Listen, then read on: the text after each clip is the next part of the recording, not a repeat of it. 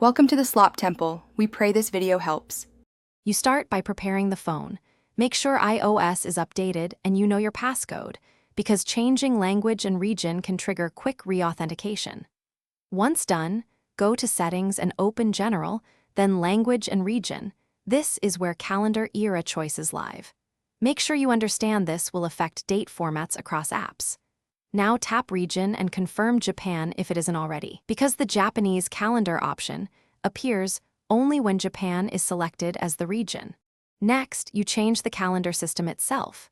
In Language and Region, after selecting Japan as the region, look for the calendar setting and choose Japanese. The system will present era-based formatting, where Reiwa appears for dates from 2019 onward. If the calendar option doesn't show, toggle Region off and back on, and reopen the menu.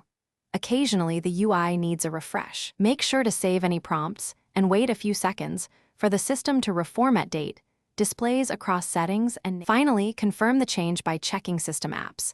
Open Calendar, Notes, or create a new event and inspect the date label. Reiwa should appear for relevant dates.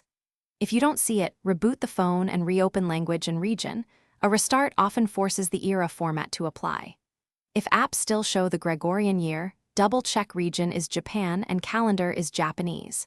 If issues persist, revert region temporarily, then reapply settings, keeping your backup available in case you need to restore. Thanks for watching. Consider subscribing if we helped you.